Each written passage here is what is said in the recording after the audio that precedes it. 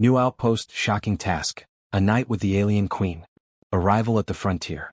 The viewport of the transport shuttle framed Outpost Epsilon 7 against the violet nebula backdrop, and Captain Marcus Thorne felt his stomach tighten.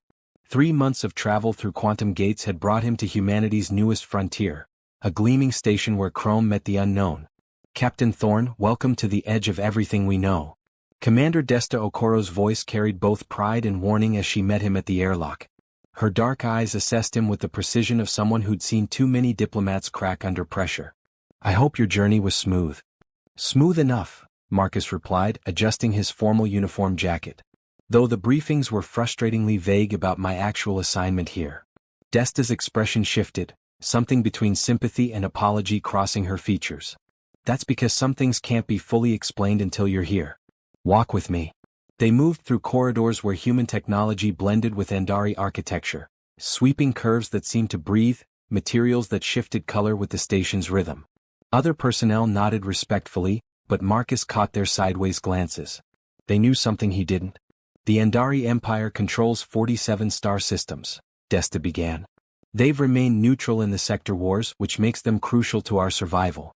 Queen Zephania has agreed to an alliance, but there's a ceremonial requirement. Marcus stopped walking. What kind of requirement? Desta turned to face him fully. In Andari culture, alliances between rulers are sealed through a night of cultural exchange. It's called the Velkana, a tradition older than human spaceflight. The Queen has requested you specifically, based on your diplomatic record and cultural sensitivity scores. A night of, what exactly? Conversation, shared experience, understanding, Desta said carefully. The Andari believe that true alliance requires intimate knowledge between leaders. It's both diplomatic necessity and sacred ritual. You would spend one night in her private chambers, learning about each other's worlds. Marcus felt heat rise in his face. Commander, I'm not. I know this isn't what you signed up for, Desta interrupted gently. But 40 billion human lives depend on this alliance. Queen Zephania is offering us something unprecedented. The question is, can you bridge the gap between our species? Through the viewport behind Desta, Marcus could see the Andari royal vessel approaching, its crystalline structure catching starlight like a promise, or a challenge. The royal encounter. The crystalline palace chamber seemed to breathe with bioluminescent light, casting patterns across walls that defied human geometry. Marcus stood at the threshold, his heart hammering against his ribs as the ceremonial doors sealed behind him with a whisper. Queen Zephania rose from a seated position near a viewing panel that displayed her homeworld's twin moons. She moved with fluid grace, her silver skin catching the chamber's soft glow, her midnight hair flowing past her shoulders like liquid shadow. Her eyes, violet with flecks of gold, met his with startling directness. Captain Thorne. Her voice carried melodic undertones, the translator rendering her words with warmth. Thank you for accepting this tradition.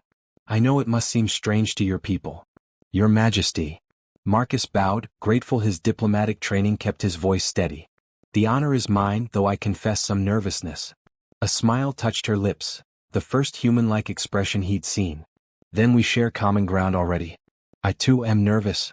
She gestured toward low seating arrangements that shifted to accommodate his human frame. Please sit. This night should begin with honesty, yes? As Marcus settled across from her, she poured liquid from a crystalline vessel into 2 cups. This is Keshri. It promotes openness and relaxation. It will not harm you, our biologists confirmed compatibility. He accepted the cup, their fingers briefly touching. The contact sent unexpected warmth through him. The drink tasted like starlight and honey. Queen Zephania. Zephania, she corrected softly. Tonight, we are simply 2 people trying to understand each other. Tell me, Marcus, why did you leave your homeworld? What calls you to the stars? The question disarmed him. He'd expected political discussion, not genuine curiosity. I grew up in old Chicago in the Tower Cities. Everything felt so contained, limited. When I looked up at night and saw the orbital platforms, I knew there had to be more. Her eyes brightened. I understand this feeling deeply. I was born to rule, but I dreamed of exploration. My tutors would find me on the highest palace spires, charting constellations no Andari had yet visited. She leaned forward slightly. What did you find in the stars, Marcus? Was it what you hoped? Both more and less, he admitted, surprised by his own candor. The Keshri was working, dissolving his carefully maintained professional distance. I found wonder beyond imagination, but also loneliness I'd never known. Yes, Zephania whispered. The loneliness of leadership. Of being surrounded by many, yet truly known by few. Her gaze held his. Perhaps that is why the Velkhana exists, to remind us that connection transcends even species. Understanding beyond words. Hours dissolved like sugar in water as they talked. Marcus found himself describing Earth's oceans to someone who'd never seen liquid water covering a world. Zephania painted word pictures of Andar's crystalline forests, where trees sang in harmonic resonance during storms. Your Earth sounds chaotic, she mused, now sitting closer than protocol would typically allow. The chamber had dimmed to simulate night, and softer lights pulsed gently around them. Water constantly moving, weather unpredictable, tectonic plates shifting. How do your people find peace in such disorder? Maybe we find peace because of it, Marcus suggested. We learn to flow with change rather than resist it. What about Andar? Your world sounds so structured, so ordered. Zephania's expression grew contemplative. Structure can be its own prison. I have 17 advisors who debate every decision, ancient protocols for every action. Sometimes I envy your human spontaneity. She paused, vulnerability flickering across her features. Do you know what it is like to have your entire life predetermined?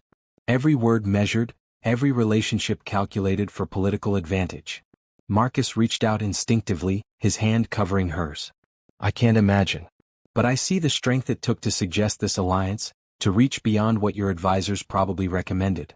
Her skin was warm beneath his palm, smooth yet somehow familiar.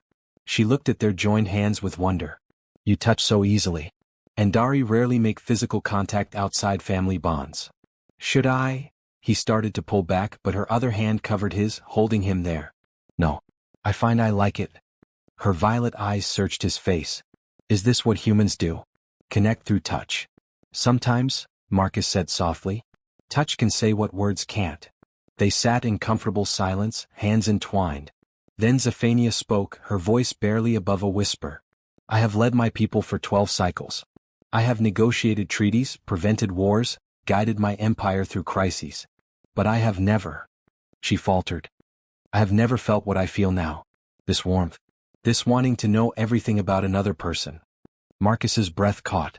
Professional boundaries warned him to retreat, but something deeper, something human, urged him forward. Zephania, I've traveled to 40 worlds, met hundreds of species. But I've never met anyone like you. She moved closer, their faces inches apart. The Velkhana is meant to build understanding. But I did not expect. Her hand rose to touch his face, tracing his jaw with tentative curiosity. Your skin is different. Rougher. Warmer. And yours is like moonlight, Marcus breathed. Beautiful. The space between them charged with possibility. Show me, Zephania whispered. Show me how humans express what words cannot say. Marcus leaned in slowly, giving her every chance to retreat. Instead, she met him halfway, their lips touching in a kiss that bridged two worlds. A connection across stars. The kiss deepened slowly, tentatively, as if they were both discovering a new language. Zephania's breath hitched softly against his mouth, and when they finally parted, her eyes shimmered with wonder. That was? She searched for words, her fingers still resting against his cheek. In all the cultural databases, I could not have understood what that truly meant. Marcus's heart raced. Every diplomatic instinct told him to slow down, to remember his mission, but the way she looked at him, with genuine affection transcending duty, made him forget he was supposed to be securing an alliance. It's different every time, he said quietly. Every person, every moment. Show me again, she whispered, and this time there was no hesitation. They moved together naturally, finding rhythm despite their differences. Zephania's hands explored the unfamiliar planes of his shoulders, his back, learning him through touch. Marcus marveled at how right she felt against him, how her skin seemed to warm where they connected, as if their bodies were finding equilibrium. In my culture, Zephania murmured between kisses, we share resonance, a joining of consciousness during moments of deep intimacy. But your people cannot do this. We have our own way, Marcus said, trailing gentle kisses along her jaw, her neck. She gasped softly, her body arching into him. We learn each other through sensation, through attention, through being fully present. She pulled back slightly, her violet eyes searching his. I want to know you this way. Completely. Is this acceptable in your culture? This joining between us? Only if it's what you truly want, Marcus said, cupping her face gently. Not because of duty or alliance. Because of this? He placed her hand over his heart. What's happening between us? I want this, Zephania breathed. I want you. Not the captain, not the diplomat. Marcus. The chamber seemed to respond to their emotions, lights pulsing in soft waves as they came together with growing passion. Clothing dissolved, his uniform, her ceremonial robes, barriers falling away. Marcus took his time, attentive to every response, every soft sound she made. Zephania was equally curious, exploring him with wonder and growing confidence. When they finally joined, it was with tenderness that surprised them both. Zephania cried out softly, clutching him close, and Marcus felt something shift in his chest. A recognition that this moment was rewriting everything he thought he knew about connection across species. They moved together, finding harmony in their differences, pleasure building like a symphony.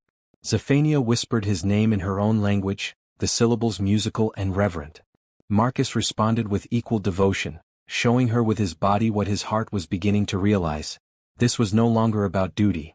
Afterward, they lay intertwined, her head resting on his chest, his fingers tracing patterns on her shoulder. The bioluminescent lights had settled into a warm, golden glow. Marcus, Zephania said softly, I fear I have complicated our alliance considerably. He kissed the top of her head.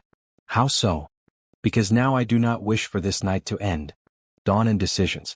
The chamber's lights gradually brightened, simulating dawn though they orbited in the darkness of space.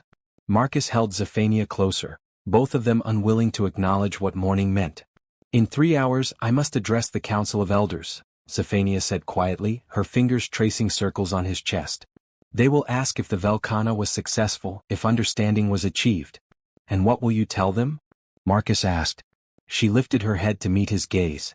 That I understand humanity far better than any cultural briefing could teach.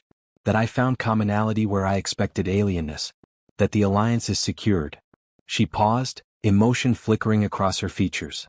But I will not tell them that I wish to negotiate for something beyond alliance. Marcus's breath caught. Zephania.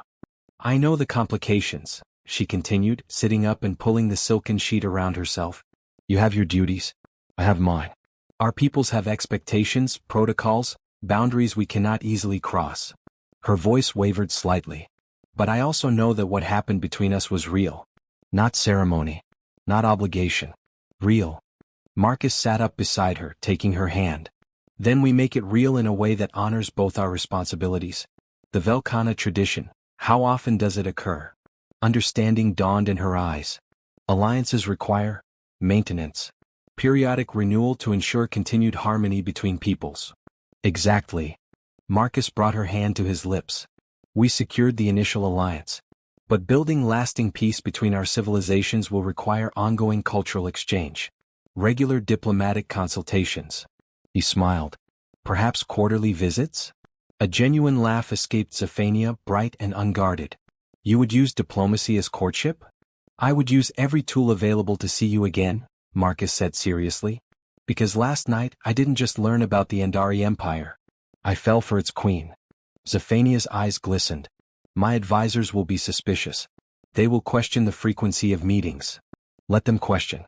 We'll give them tangible results, technology exchanges, cultural programs, joint scientific endeavors.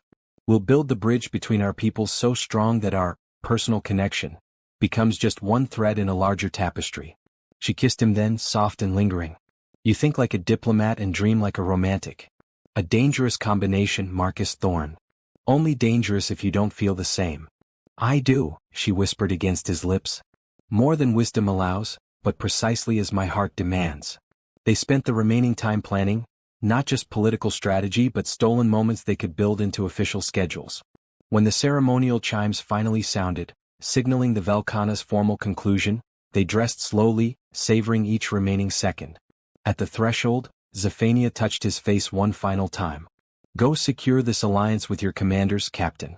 Tell them it was successful beyond measure. And you, Your Majesty? Her smile was radiant. I will tell my council that humanity exceeded all expectations, and that continued close collaboration is essential for our mutual prosperity.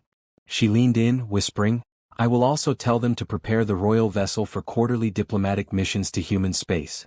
As Marcus walked back through the crystalline corridors toward the human section of the outpost, Commander Desta met him with a raised eyebrow. "Well? The alliance is secure," Marcus said professionally. Then he smiled.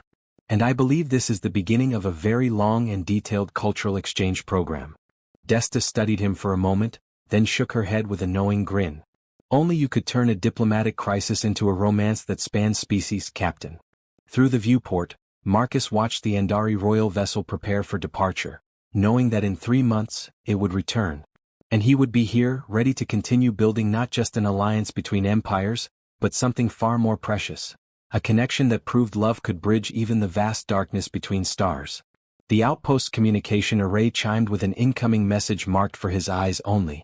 Marcus opened it to find a simple line in Zephania's elegant script. "Until the stars align again, my heart remains with you." He typed his reply, "And mine orbits only you." Outside, ships departed and arrived, diplomats negotiated and strategized, but Marcus Thorne knew that the most important mission of his life had just begun, proving that understanding, connection, and love could transform not just a single night, but the future of 2 civilizations reaching across the cosmos toward each other. The end.